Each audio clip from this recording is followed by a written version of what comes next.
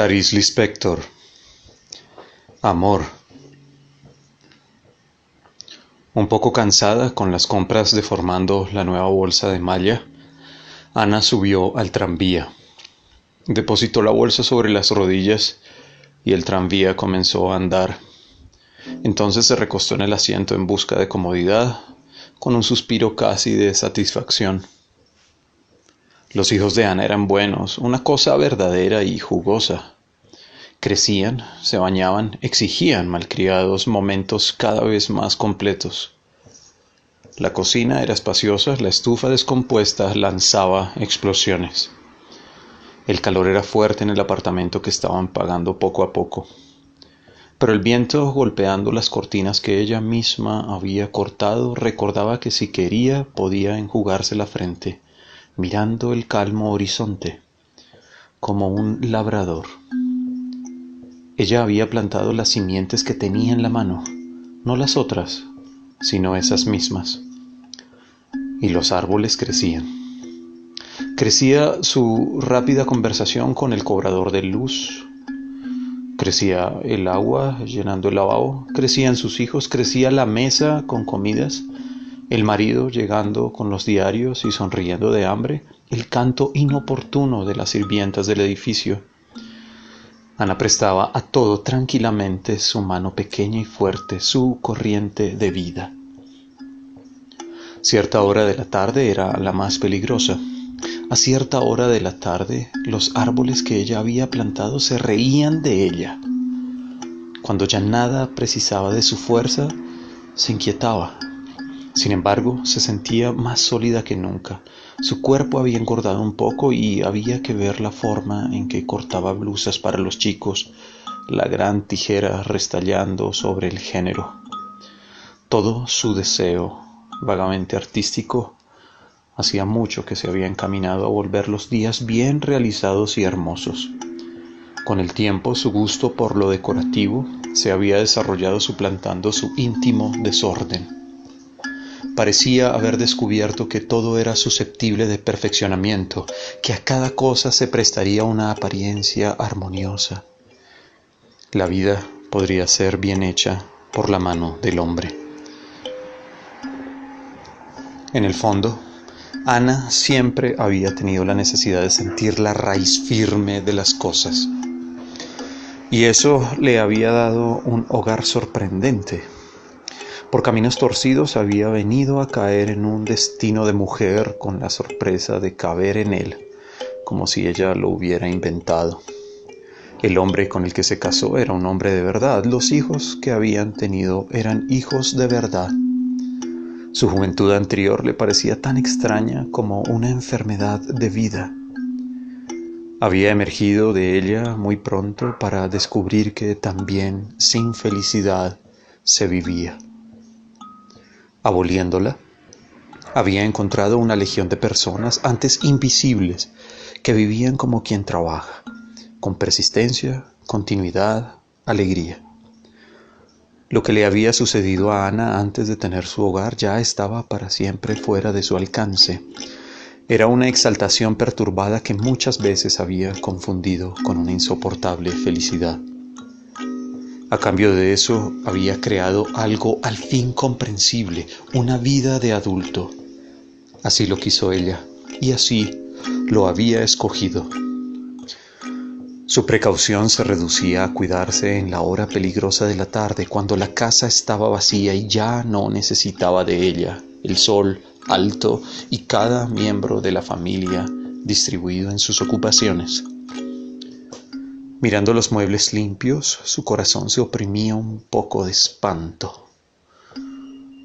Pero en su vida no había lugar para sentir ternura por su espanto. Ella lo sofocaba con la misma habilidad que le habían transmitido los trabajos de la casa. Entonces salía para hacer las compras o llevar objetos para arreglar, cuidando del hogar y de la familia y en rebeldía con ellos. Cuando volvía ya era el final de la tarde y los niños de regreso del colegio la exigían. Así llegaría la noche con su tranquila vibración. Por la mañana despertaría aureolada por los tranquilos deberes. Encontraba otra vez los muebles sucios y llenos de polvo como si regresaran arrepentidos. En cuanto a ella misma, formaba oscuramente parte de las raíces negras y suaves del mundo y alimentaba anónimamente la vida. Y eso estaba bien. Así lo había querido y escogido. El tranvía vacilaba sobre las vías, entraba en calles anchas. Enseguida soplaba un viento más húmedo anunciando mucho más que el fin de la tarde, el final de la hora inestable. Ana respiró profundamente y una gran aceptación dio a su rostro un aire de mujer. El tranvía se arrastraba. Enseguida se detenía. Hasta la calle Humaitá tenía tiempo de descansar. Fue entonces cuando miró hacia el hombre detenido en la parada. La diferencia entre él y los otros era que él estaba realmente detenido. De pie, sus manos se mantenían extendidas. Era un ciego. ¿Qué otra cosa había hecho que Ana se fijase erizada de desconfianza? Algo inquietante estaba pasando. Entonces se dio cuenta. El ciego masticaba chicle. Un hombre ciego masticaba chicle. Ana todavía tuvo tiempo de pensar por un segundo que los hermanos irían a comer. El corazón le latía con violencia espaciadamente. Inclinada miraba al ciego profundamente, como se mira lo que no nos ve. Él masticaba goma en la oscuridad, sin sufrimiento, con los ojos abiertos. El movimiento de masticar hacía que pareciera sonreír y de pronto dejar de sonreír, sonreír y dejar de sonreír. Como si él la hubiera insultado, Ana lo miraba. Y quien la viese tendría la impresión de una mujer con odio, pero continuaba mirándolo, cada vez más inclinada. El tranvía arrancó súbitamente arrojándola desprevenida hacia atrás. La pesada bolsa de malla rodó de su regazo y cayó al suelo. Ana dio un grito y el conductor impartió la orden de parar antes de saber de qué se trataba. El tranvía se detuvo.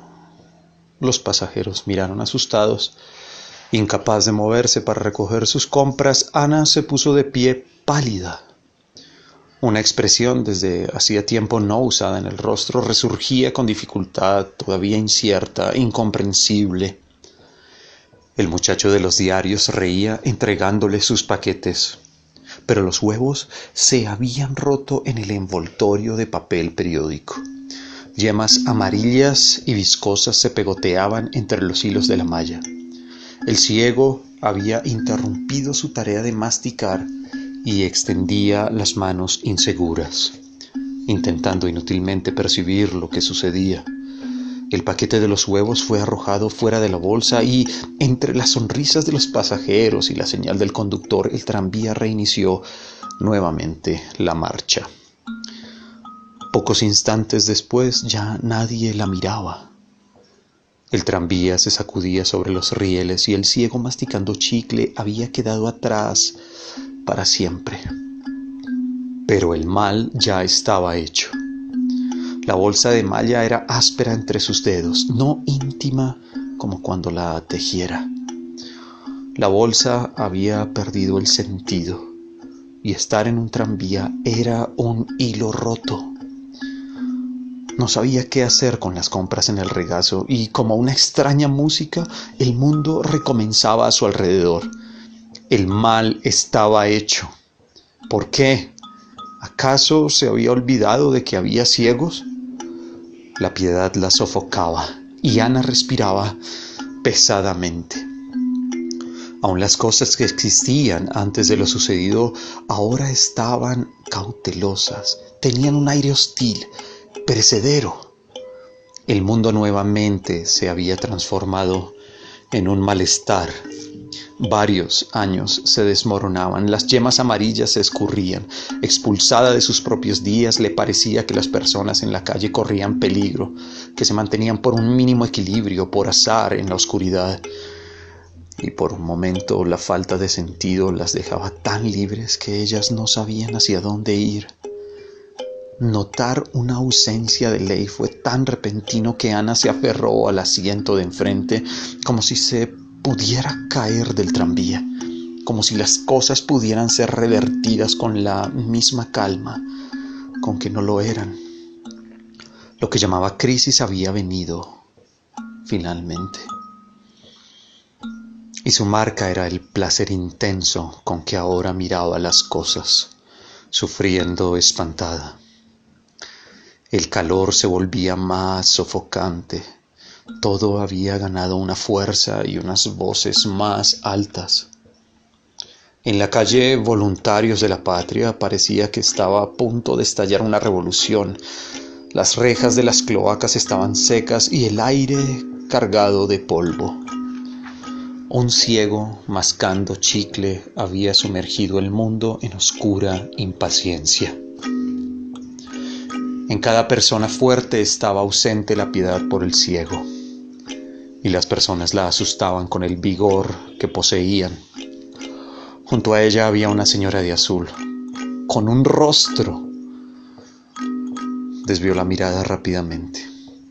En la acera, una mujer dio un empujón a su hijo.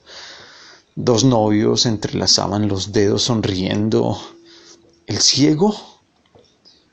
Ana se había deslizado hacia una bondad extremadamente dolorosa.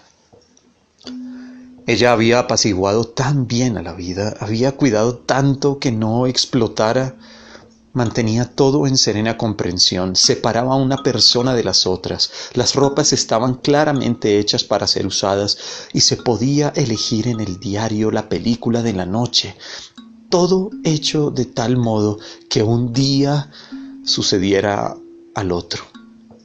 Y un ciego masticando chicle lo había destrozado todo.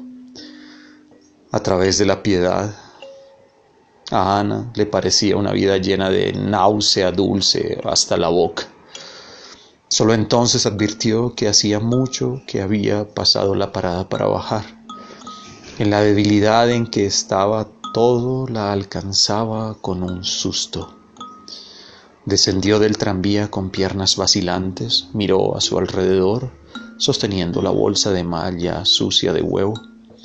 Por un momento no consiguió orientarse, le parecía haber descendido en medio de la noche. Era una calle larga, con muros altos, amarillos. Su corazón latía con miedo. Ella buscaba inútilmente reconocer los alrededores, mientras la vida que había descubierto continuaba latiendo y un viento más tibio y más misterioso le rodeaba el rostro. Se quedó parada, mirando el muro. Al fin pudo ubicarse.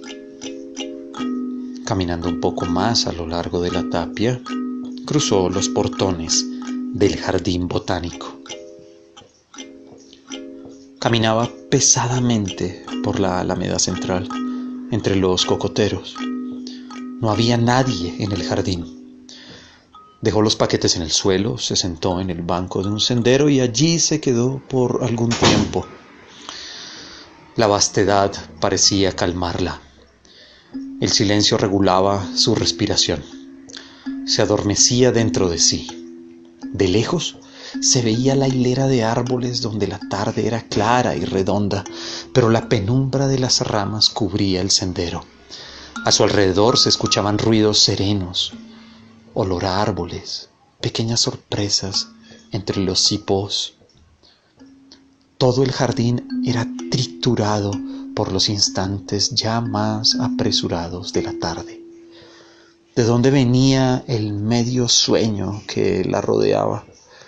Como un zumbar de abejas y de aves. Todo era extraño, demasiado suave, demasiado grande. Un movimiento leve e íntimo la sobresaltó. Se volvió con rapidez. Nada parecía haberse movido, pero en la alameda central estaba inmóvil un poderoso gato. Su pelambre era suave. En una nueva marcha silenciosa, desapareció. Inquieta miró en torno. Las ramas se balanceaban, las sombras vacilaban sobre el suelo, un gorrión escarbaba en la tierra, y de pronto con malestar le pareció haber caído en una emboscada. En el jardín se hacía un trabajo secreto que ella empezaba a advertir. En los árboles las frutas eran negras, dulces como la miel. En el suelo había carozos llenos de orificios, como pequeños cerebros podridos. El banco estaba manchado de jugos violetas. En el tronco del árbol se pegaban las lujosas patas de una araña. La crudeza del mundo era tranquila. El asesinato era profundo.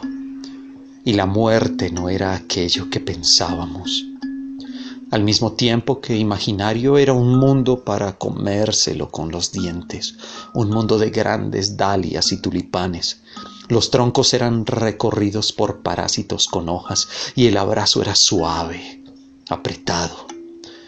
Como el rechazo que precedía a una entrega, era fascinante. La mujer sentía asco y al mismo tiempo se sentía fascinada. Los árboles estaban cargados, el mundo era tan rico que se pudría. Cuando Ana pensó que había niños y hombres grandes con hambre, la náusea le subió a la garganta, como si ella estuviera grávida y abandonada. La moral del jardín era otra.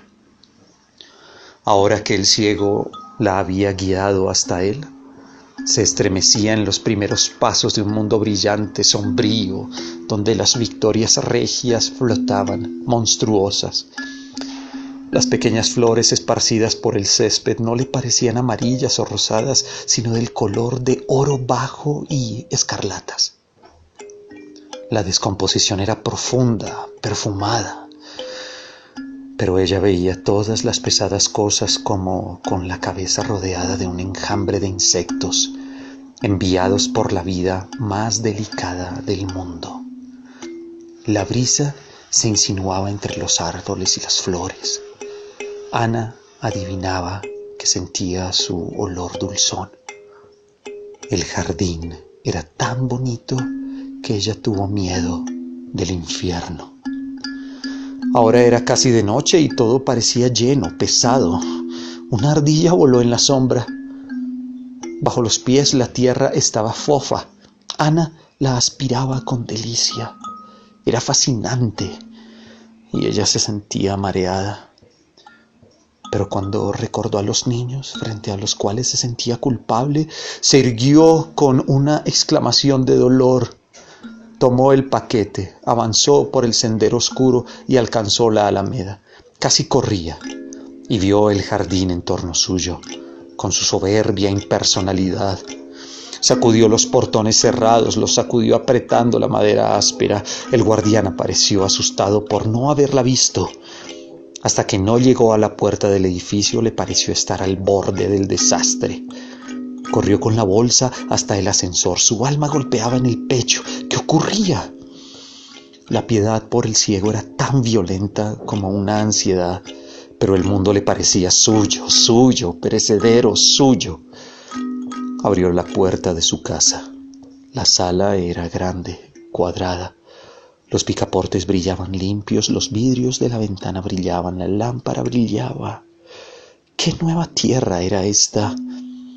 Y por un instante la vida sana que hasta entonces había llevado le pareció una manera moralmente loca de vivir. El niño que se acercó corriendo era un ser de piernas largas y rostro igual al suyo, que corría y la abrazaba. Lo apretó con fuerza, con espanto, se protegía trémula. Porque la vida era peligrosa. Ella amaba el mundo. Amaba cuanto fuera creado, amaba con repugnancia. Del mismo modo en que siempre se había sentido fascinada por las ostras, con aquel vago sentimiento de asco que la proximidad de la verdad le provocaba, advirtiéndola. Abrazó al hijo casi hasta estrujarlo. como si supiera de un mal, el ciego o el hermoso jardín botánico. Se prendía a él, a quien quería por encima de todo. Había sido alcanzada por el demonio de la fe. La vida era horrible, dijo muy bajo, hambrienta. ¿Qué haría en el caso de seguir la llamada del ciego? Iría sola. Había lugares pobres y ricos que necesitaban de ella. Ella precisaba de ellos. Tengo miedo, dijo. Sentía las costillas delicadas de la criatura entre los brazos. Escuchó su llanto asustado. Mamá, llamó el niño. Lo apartó de sí, miró aquel rostro. Su corazón se crispó. No dejes que mamá te olvide, le dijo. El niño apenas sintió que el brazo se aflojaba, escapó y corrió hasta la puerta de la habitación, desde donde la miró más seguro. Era la peor mirada que jamás recibiera. La sangre le subió al rostro, afiebrándolo. Se dejó caer en una silla con los dedos todavía presos en la bolsa de malla. ¿De qué tenía vergüenza? No había cómo huir. Y los días que ella forjara se habían roto en su costra y el agua se escapaba. Estaba delante de la ostra y no sabía cómo mirarla. ¿De qué tenía vergüenza? Porque ya no se trataba de piedad, no era solo piedad. Su corazón se llenaba con el peor deseo de vivir. Ya no sabía si estaba del otro lado del ciego o de las espesas plantas. El hombre poco a poco se había distanciado y, torturada, ella parecía haber pasado para el lado de los que le habían herido los ojos. El jardín botánico, tranquilo y alto, la revelaba. Con horror descubría que pertenecía a la parte fuerte del mundo y ¿qué nombre se debería dar a su misericordia violenta? Se vería obligada a besar al leproso, pues nunca sería solo su hermana. Un ciego me llevó hasta la peor de mí misma, pensó espantada. Se sentía expulsada porque ningún pobre bebería agua en sus manos ardientes. Era más fácil ser un santo que una persona. Por Dios, no había sido verdadera la piedad que sondeara en su corazón las aguas más profundas, pero era una piedad de león. Humillada, sabía que el ciego prefería un amor más pobre. Y, entristeciéndose, también sabía por qué. La vida del jardín botánico la llamaba como el hombre lobo es llamado por la luna. Oh, pero ella amaba al ciego, pensó con los ojos mojados. Sin embargo, no era con ese sentimiento con el que se va a la iglesia. Estoy con miedo, se dijo, sola en la sala. Se levantó y fue a la cocina a ayudar a la sirvienta a preparar la comida. Pero la vida la estremecía como un frío. Oía la campana de la escuela lejana y constante. El pequeño horror del polvo ligando en hilos la parte inferior de la estufa donde descubrió la pequeña araña. Llevando el florero para cambiar el agua, sintió el horror de la flor entregándose lánguida y asquerosa en sus manos. El mismo trabajo secreto se hacía en la cocina. Cerca del cubo de la basura aplastó con el pie una hormiga. El pequeño asesinato de la hormiga. El minúsculo cuerpo temblaba. Las gotas de agua caían en el agua quieta del lavabo. Los abejorros de verano. El horror de los abejorros inexpresivos. Alrededor había una vida silenciosa, lenta, insistente. ¡Horror, horror! Caminaba de un lado a otro en la cocina, cortando los filetes, batiendo la crema. En torno a su cabeza, en ronda, en torno a la luz, los mosquitos de una noche cálida. Una noche en que la piedad era tan cruda como el mal amor. Entre los dos senos corría el sudor. La fe se quebrantaba, el calor del horno ardía en sus ojos. Después llegó el marido, vinieron los hermanos y sus mujeres, vinieron los hijos de los hermanos. Comieron con las ventanas completamente abiertas en el 9º piso. Un avión se estremecía, amenazador, en el calor del cielo. A pesar de haber usado pocos huevos, la comida estaba buena. También sus chicos permanecieron despiertos, jugando en la alfombra con los otros. Era verano, sería inútil obligarlos a dormir. Ana estaba un poco pálida y reía suavemente con los otros. Finalmente, después de la comida, la primera brisa más fresca entró por las ventanas. Ellos rodeaban la mesa en familia, cansados del día, felices al no discutir, bien dispuestos a no ver defectos. Se reían de todo con el corazón bondadoso y humano. Los niños crecían admirablemente alrededor de ellos. Y como una mariposa, Ana sujetó el instante entre los dedos antes de que desapareciera para siempre. Después, cuando todos se fueron y los chicos estaban acostados, se convirtió en una mujer tosca que miraba por la ventana. La ciudad estaba adormecida y caliente. Y lo que el ciego había desencadenado, ¿cabría en sus días? ¿Cuántos años le llevaría a envejecer de nuevo? Cualquier movimiento de ella y pisaría a uno de los chicos, pero con una maldad de amante. Parecía aceptar que de la flor saliera el mosquito, que las victorias regias flotasen en la oscuridad del lago. El ciego pendía entre los frutos del jardín botánico. Si ella fuera un abejorro de la estufa, el fuego ya habría abrasado toda la casa, pensó corriendo hacia la cocina y tropezando con su marido frente al café derramado. ¿Qué fue?, gritó vibrando toda ella. Él se asustó con el miedo de la mujer y de repente rió entendiendo. No fue nada, dijo. Soy un descuidado. Él parecía cansado, con ojeras. Pero ante el extraño rostro de Ana, la observó con mayor atención. Después la atrajo hacia sí en rápido abrazo. No quiero que te suceda nada, nunca, dijo ella. Deja que por lo menos me suceda que la estufa explote, respondió él sonriendo. Ella continuó sin fuerzas en sus brazos. Ese día, en la tarde, algo tranquilo había estallado y en toda la casa había un clima humorístico, triste. Es hora de dormir, dijo él. Es tarde. En un gesto que no era suyo, pero que le pareció natural, tomó la mano de la mujer llevándola consigo sin mirar hacia atrás, alejándola del peligro de vivir. Había terminado el vértigo de la bondad y, si había atravesado el amor y su infierno, ahora se peinaba frente al espejo, por un momento sin ningún mundo en el corazón. Antes de acostarse, como si apagara una vela, sopló la pequeña llama del día.